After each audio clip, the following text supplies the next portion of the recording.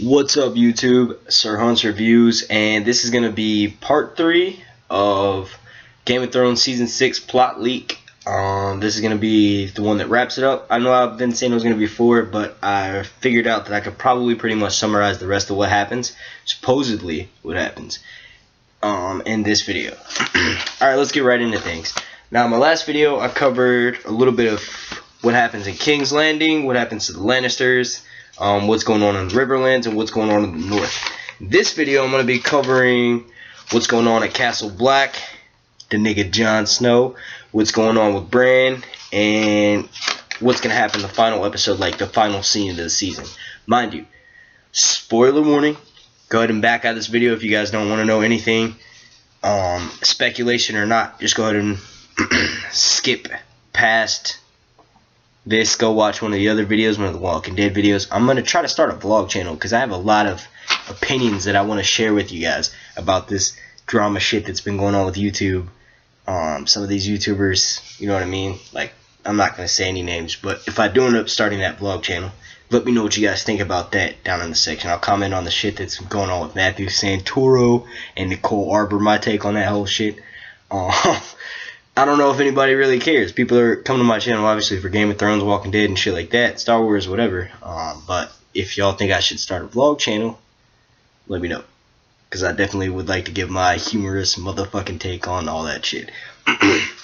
Excuse my language, but I'm real, I'm raw, and I'll probably fuck your mom. Just kidding. Alright, but yeah, so in this video, I'm gonna Castle Black. As far as Castle Black is concerned, Melisandre does indeed do her magic, which requires burning Ollie. I hope this really does fucking happen. I'm gonna say this one more time before I go into this whole goddamn thing. This is like the third time I've said it this video, but this is potentially pure speculation. This is not any kind of confirmed shit. Like I said, after I finish these videos, it'll probably be out tomorrow morning, like mid-afternoon maybe, East Coast Standard Time. I don't know where you guys are from. But I'm going to go through and go over all of the shit that Watchers on the Wall has actually confirmed and what turned out to be true so far from this leak. But anyway, Melisandre does indeed work her magic, burns Ollie, and brings back Jon. Jon delivers swift justice to Alliser Thorne just before receiving Ramsay's letter. So Jon's only able to pretty much get justice to Alliser Thorne. I wanted him to be the one to kill Ollie, but Mel didn't give him the chance. Probably because he wouldn't have killed Ollie. He probably would have fucking put him in a cell. Just before receiving Ramsay's letter, Melisandre tells him he can't abandon the wall, but he doesn't listen and leaves with Tormund and the wildlings to find Sansa. He puts Ed in temporary command. One of my other YouTube friends did a video saying who was the new Lord Commander. Maybe it's Ed. Maybe this fucking thing is right. Maybe it's Ed. I don't know. But yeah, there's a scene just before they leave where Davos tells Mel that while they both must serve the Lord Commander for now, and one day he will take vengeance for what he did to Stannis and Shireen. The middle part of the season consists of Jon Snow gathering the Northern Lords, finding Sansa and Rickon safe with the Umbers, then rallying Karstark's Umbers and Mormonts against the Boltons. Small Jon declares Sansa Queen in the North. Melisandre voices her concern about the coming of winter and the need for unity. Jon agrees, because he's a uniting ass motherfucker. Some damn Starks, man. Maybe he is Ned Stark's son. Maybe Ned Stark had a kid with his sister, and that's Jon Stark's parentage. Maybe it was Lyanna and fucking Ned. Maybe that's what she meant. Maybe Lyanna said, "Promise me, Ned, promise me you won't tell anybody. We're just like Jaime and Cersei before they were even born." They're probably our cousins, because like all the houses on Game of Thrones, they're all related, like I said before. But anyway, Yara shows up in episode 8 to take Theon back to the Iron Islands. He reluctantly agrees. Sansa has a nice parting moment with him. They probably share like a little goodbye scene or something. Episode 9 is a huge battle in the snow. Battle of the Six Armies, bitch!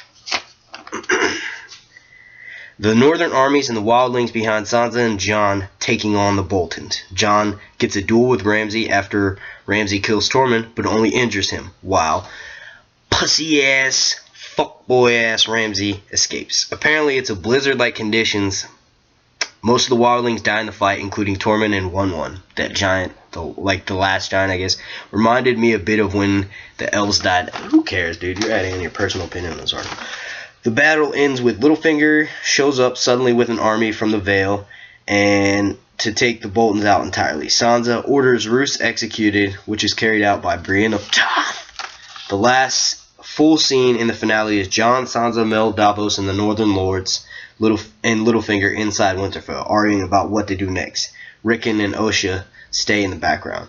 Jon and Mel say they should focus on the coming of the White Walkers, which Littlefinger balks at, telling Sansa she should ally herself with the Vale and free her uncle Edmure from Walder Frey. Northern Lords and Jon Royce agree. Davos speaks up only to defend Jon's honor. They are ultimately undecided by the end. Bran.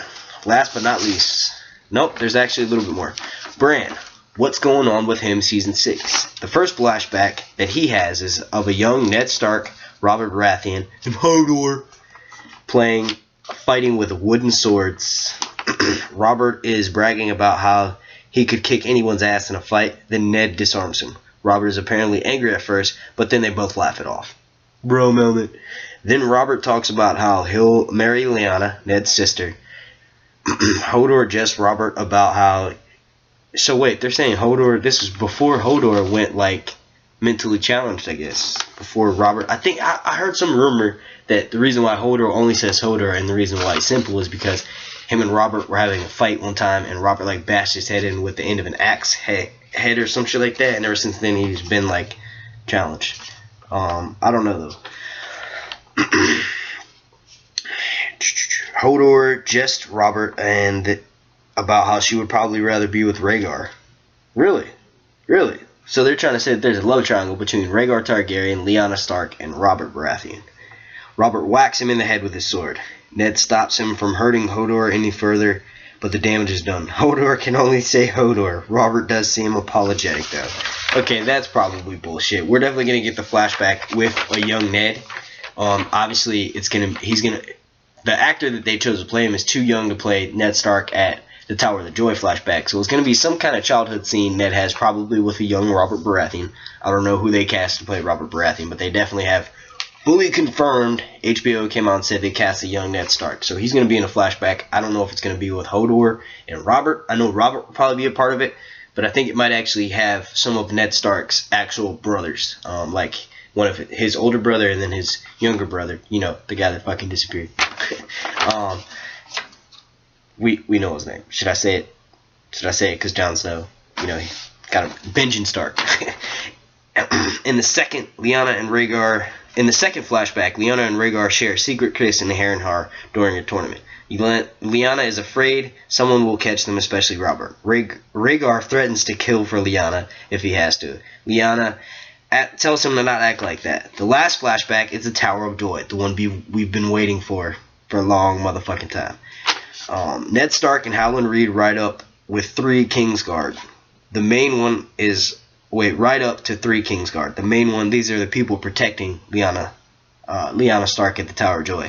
Ned Stark and Howland Reed ride up to the Kingsguard. The main Kingsguard member is Arthur Dayne. They have an exchange about Rhaegar's loss on the Trident, and Ned wonders why they still guard his sister if the prince and princess are on their way to Essos. Dayne refuses to tell him why, so they fight. Reed is injured, but Ned kills Dayne. Going up to the top room, he finds a dying Lyanna holding a baby. She makes him promise not to tell Robert about it. He does so. Walking towards Reed, who asks about the child, Ned tells him that he is his bastard, a Snow of the North, and no one will know otherwise. Reed swears to say nothing, but asks what will Ned call him. He responds, John. There's a brief final scene with the Three-Eyed Raven after the flashbacks, where Three-Eyed Raven being Blood Raven, a.k.a. one of the Targaryens from back in the day. Dude's over 100 years old. I'll just keep it short and sweet. I'm going to do book videos, like I said, but I want to get all my show stuff out the way. It's more fun right now because the show's coming up. Who knows when the fuck the next book is coming out? Could be 5 years from now. Might not come out till after George R.R. Martin dies. Who knows? Alright, and now the last scene is with the Three-Eyed Raven and Bran, and he tells him he has a task that he must complete. Alright, now this is for the finale. This is going to be, I think, episode 10, unless they decide to do more episodes in season 6, but this is basically a little summary of that. Make sure, I'm going to go ahead and say this one more time. Make sure you guys click like, subscribe somewhere. The video's not over yet. I'm going to do this last little part. But also, add some comments down in the comment section, any questions you have on any of the stuff that I have, and I'm going to try to do a Q&A and get that out for you guys as soon as possible. Alright, finale. Euron returns to Pike with a book and the horn from the opening scene of the season. Theon is there with Yara and Aerion. I don't think they're doing Aerion. They've already confirmed, so maybe they mean Euron. They all try to argue about how Theon is the rightful heir and that Euron should step down, but Euron pretty much ignores them as he sits on the throne and opens up the book, horn in hand. He says something about how salvation is at hand, then he blows the horn. It apparently is really loud. We see Arya sitting in some brush, looking up while hearing it. And Qyburn, so they're saying that this is probably complete bullshit. But it'd be interesting to see. This might have actually happened if they weren't having 2 more seasons. So, but yeah, they're trying to say that basically, long story short, Euron's back.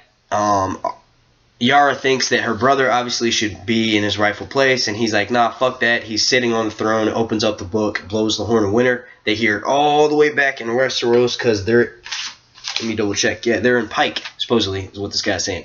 And they can hear it all the way back in Westeros. Arya hears it. Jon Snow hears it. Littlefinger hears it. Sansa and all those dudes way up in the north. So, of course, the people in King's Landing can hear it. And Jon Snow is asked by Littlefinger, what is that? And he goes, winter. And then in King's Landing, I think the last shot it says is a shot of King's Landing, like zooming out from the red keep burning, and snow is falling down. I think I said that in my last video too, but this one is shorter than those other 2. Like I said before, let me know what you guys think down in the comment section if you have any questions about these videos, and let me know if you think I should do that vlog shit, because I think that'd be a lot of fun, because like I said, I like giving my take on shit, and that would, if anything, be a review of all that YouTube gossip, because I would love to give my side, or my opinions on the matters of Cole Arbor and Matthew Santoro. Alright, well, let me know what you guys think about this video down in the comment section. Make sure you click like, subscribe, go to this video up here I'm suggesting, and